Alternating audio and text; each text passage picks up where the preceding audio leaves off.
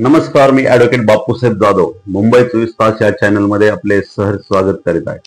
मित्रांनो, गेल्या महिनाभरापासून मनोजदादा जरांगे पाटील यांनी राज्यव्यापी मराठा समाजाची बैठक बोलवण्यात आली होती आणि या बैठकीचे नियोजन गेल्या महिन्याभरापासून चाललं होतं.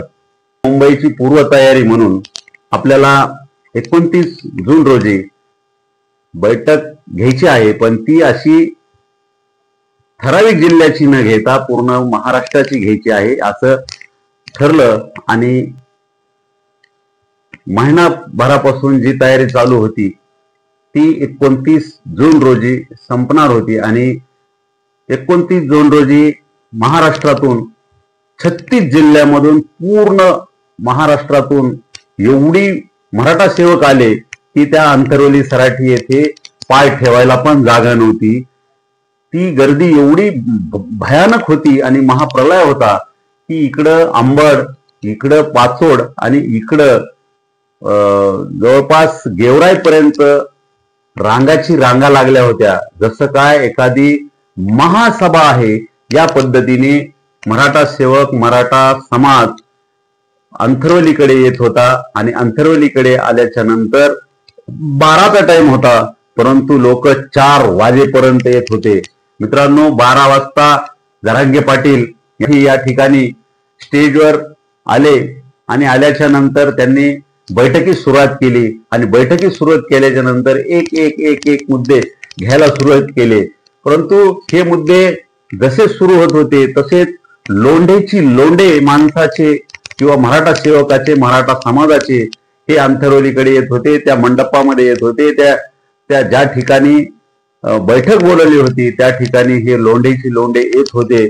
मित्रांनो, साधे सुधे नसून जवळपास 4 लाखापर्यंत पब्लिक आज अंथरवलीकडे ज्याची बैठक म्हणून बोलवण्यात आली होती. या बैठकीला कमीत कमी 4 लाख लोक आले असतील असा प्राथमिक अंदाज आहे. मित्रांनो, मराठ्यांना कुणीही कमी समजू नाही आणि कधी मराठे कमी पण नाहीत.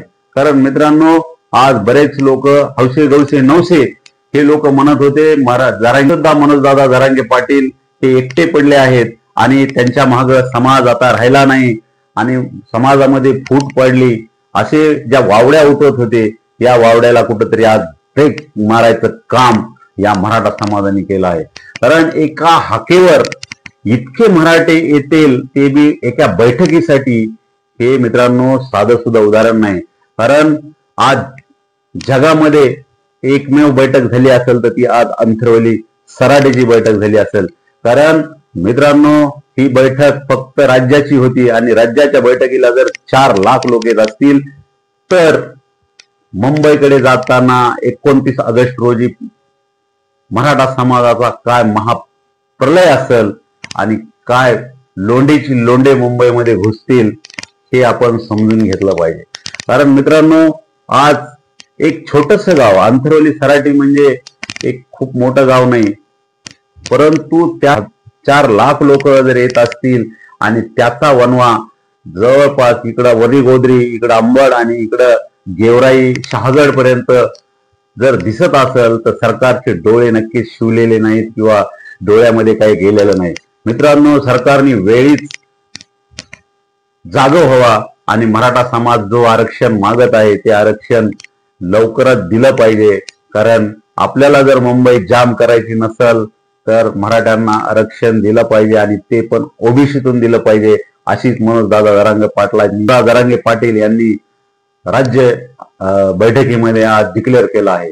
कारण आम्हाला त्यांनी प्रमुख मागण्या 4-5 मांडल्या. त्याच्यामध्ये प्रमुख मागणी होती मराठ्यांना आरक्षण द्या, तेही 29 ऑगस्टच्या अगोदर द्या.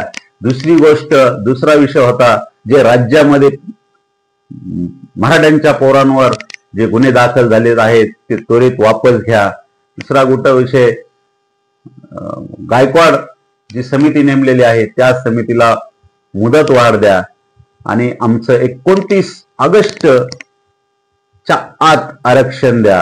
हे मागण्या होत्या. आणि आणखी महामंडळाला निधी द्या, शेतकऱ्यांची कर्जमाफी द्या, अशा वेगवेगळ्या मागण्या करून सरकारला इशारा दिला आहे. तुम्ही जर 29 ऑगस्ट पर्यंत आमच्या मागण्या जर पूर्ण नाही केल्या तर आम्ही 27 ऑगस्ट रोजी अंथरवली सोडणार आहोत आणि आमचा जो मार्ग आहे तो इथून पैठण मार्गे झाल्याच्या नंतर अहिल्यानगर आणि अहिल्यानगर मार्गे शिवनेरी किल्ल्यावर दर्शन झाल्याच्या नंतर तसंच माळशिरस घाट आहे, माळशिरस घाटामधून कल्याण मार्ग तसंच आझाद मैदानावर जायचं ठरवलेलं आहे.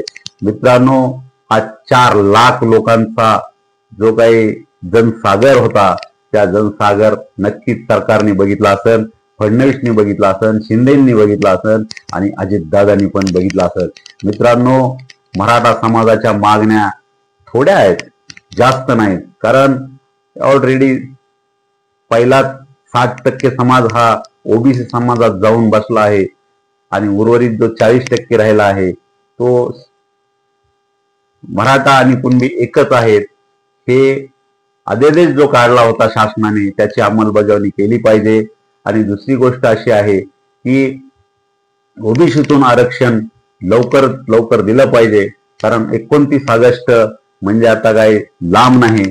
कारण आज आहे 29 जून आणि जुलै आणि ऑगस्ट म्हणजे 2 महिन्याचा काळ सरकारला अल्टिमेटम जरांगे पाटील यांनी दिला आहे. आणि 2 महिन्यात जर सरकार ऐकत नसेल तर मराठ्यांना नक्कीच मुंबईकडे गेल्याशिवाय पर्याय नाही. आणि मुंबईकडे गेल्याच्या नंतर आता जरांगे पाटील यांनी स्पष्ट शब्दात सांगितलं आहे की मी जर मुंबईला गेलो तर मी वापस येणार नाही. गेल्या वेळेस वाशीवरून वापस आलो. कारण वाशीवरून वापस ह्याचं कारण होतं की तुम्ही मराठ्यांना जो काही GR काढला आहे त्याची अंमलबजावणी करतो म्हणले होते, परंतु गेले 2 वर्ष झालं तरी देखील मराठ्यांना आरक्षणाचा जो GR आहे तो काढला नाही. आणि मला फसवलं आहे, माझ्या समाजाला फसवलं आहे. हे दुःख घेऊन आज अंथरवली येथे राज्यव्यापी बैठकीमध्ये जे जरांगे पाटील यांनी बैठकीत हे मुद्दे मांडले ते मुद्दे रास्त आहेत असं मराठा समाजाने मान्य केलं आहे. आणि देवेंद्र फडणवीस असो, अजितदादा असो किंवा शिंदे साहेब असो, यांना सर्वांना त्यांनी जाहीरपणे सांगितलं आहे की मला एक तर 29 ऑगस्ट पर्यंत मला आरक्षण द्या, नाहीतर मी एक वेळ 27 तारखेपर्यंतच मी वाट पाहणार आहे. आणि मला आरक्षण देत नाहीत, माझ्या समाजाला आरक्षण देत नाहीत, तर मी 27 तारखेला अंथरवेल एक वेळ सोडली तर मी परत येत नसतो. आणि माझं काही हो, मी आझाद मैदानावर उपोषण केल्याशिवाय राहणार नाही आणि माझ्या समाजाला न्याय मिळवल्याशिवाय मी गप्प बसणार नाही, अशी ताकीद आज जरांगे पाटील यांनी फडणवीस सरकारला दिली आहे. मित्रांनो, तू करतो रडल्यासारखं, मी करतो हसल्यासारखं, असं सरकारचं धोरण आहे. कारण हे धोरण नक्कीच समाजाला उल्लू बनवण्याचं काम करत आहे, मराठ्यांना फसवण्याचं काम करत आहे. मित्रांनो, आता मराठा फसणारा नाही आणि मराठ्यांचा नेता तो पण फसणारा नाही. आरक्षण घेऊनच वापस यायचं हाच नारा आणि हीच घोषणा आज जरांगे पाटील यांनी अंथरवली सराटी येथून केली आहे. मित्रांनो, ज्या वेळेस हा माणूस घरावर तुळशीपत्र ठेवून समाजासाठी अहोरात्र झटत आहे आणि अहोरात्र झटणाऱ्या माणसाच्या मागे मराठा देखील खंबीरपणे उभा आहे आणि त्यांना साथ देण्याचं काम मराठा सेवक आणि मराठा समाज करीत आहे. मित्रांनो, वाशीहून आता वापस यायचं नाही. आदेश काढला होता, तो अध्यादेशाचं पालन सरकारने केलं नाही आणि आता लवकरात लवकर GR काढा आणि मला 27 तारखेपर्यंत निरोप द्या. कारण 29 तारखेपर्यंत जर आपण आरक्षण नाही दिलं तर मी 27 तारखेला अंथरवली सराटी सोडणार आहे. आणि मी एक वेळच जर अंथरवली सराटी सोडली तर मी कुणाचंही ऐकणार नाही. ही घोषणा मराठा समाजासमोर 4 लाख लोकांसमोर आज जरांगे पाटील यांनी केली आहे. मित्रांनो, लोकांना संबोधित केलं कारण पब्लिक एवढी आली होती, लोक एवढे आले होते की मराठा समाज एवढा आला होता की भूतो ना भविष्य. 4 लाख लोक जर मोजायचे असतील, उद्या बघा, उद्या जर मुंबईकडे निघालात तर 4 कोटी लोक निघल्याशिवाय राहणार नाहीत. कारण 4 लाख जर आज एका बैठकीला येत असतील तर मुंबईकडे जाताना नक्कीच मुंबईमध्ये 4 कोटी मराठे घुसतील आणि मुंबई जाम करतील. ना भूतो ना भविष्य. आणि मग मराठ्यांचे पोरं कुठं काय करतील हे सांगता येत नाही. म्हणून फडणवीस सरकारने लवकरात लवकर शहाणं होऊन किंवा शुद्धीवर येऊन मराठ्यांना आरक्षण दिलं पाहिजे आणि तेही ओबीसीतूनच दिलं पाहिजे, अशीच घोषणा आज जरांगे पाटील यांनी केली आहे. मित्रांनो, जरांगे पाटील यांनी जे काही घोषणा केली त्याला पूर्ण समर्थन मराठा समाजाने दिलं आहे. कारण मराठ्यांचा नेता, मराठ्यांचं साहिब हे जरांगे पाटील आहेत. आणि नक्कीच फडणवीस सरकार 29 ऑगस्ट पर्यंत विचार करतील अशी अपेक्षा मराठा समाजाला पण आहे. कारण मराठा समाज जो आशाने बघत आहे की फडणवीस सरकार, शिंदे सरकार आणि अजितदादा, कारण अजितदादा आणि शिंदे सरकार हे उपमुख्यमंत्री आहेत आणि ज्या वेळेस शिंदे साहेब मुख्यमंत्री होते त्यांनी 40% मराठा समाजाला आरक्षण देण्याचं काम नक्कीच केलं आहे. त्यांनी केलं नाही असं आपण म्हणू शकत नाहीत. कारण त्यांनी ह्या ज्या मराठा समाजाच्या नोंदी जे मागील सरकारने किंवा 40 वर्षापासून जे अंधारात ठेवल्या होत्या, लपून ठेवल्या होत्या, त्या उजाडात आणण्याचं काम हे एकनाथ शिंदे साहेबांनी केलं आहे. आणि म्हणूनच 40% समाज जो ओबीसी मध्ये कुणबी मराठा म्हणून गेला आहे त्याचं श्रेय पूर्ण शिंदे साहेबांना दिलं पाहिजे, अशी मराठा समाजाची धोरण आहे, मराठा समाजाची मनस्थिती आहे, मराठा समाज म्हणत आहे. कारण मित्रांनो, एवढी मोठी डेअरिंग करणं ही साधी सध्या माणसाचं काम नव्हतं. आणि म्हणून एकनाथ शिंदे यांनी भर सभेमध्ये त्यांनी एक शपथ घेतली होती की मी शिवरायाची शपथ घेतो की मराठ्यांना मी आरक्षण दिल्याशिवाय राहणार नाही. आणि त्यांनी मराठ्याला आरक्षण 40% ओबीसी मधून कुणबी मराठा म्हणून दिलं आणि 10% जे आरक्षण एससीबीसी मधून दिलं.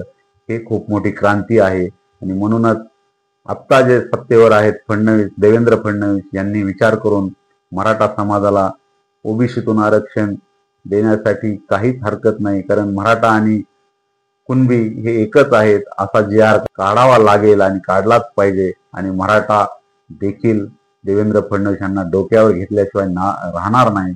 कारण ज्याचं खातो मीठ त्याचं करतो नीट, अशी म्हण जी आहे त्याप्रमाणे जे काम करेल त्याला मराठा समाज विसरणार नाही, असं मराठा समाजातून चर्चा होत आहे, सूर निघत आहे. तरी मिठी जर वेगवेगळे व्हिडिओ पाहण्यासाठी आमच्या चॅनलला लाईक करा, शेअर करा, कमेंट करा आणि सबस्क्राईब करायला विसरू नका. जय हिंद, जय महाराष्ट्र, जय शिवराय.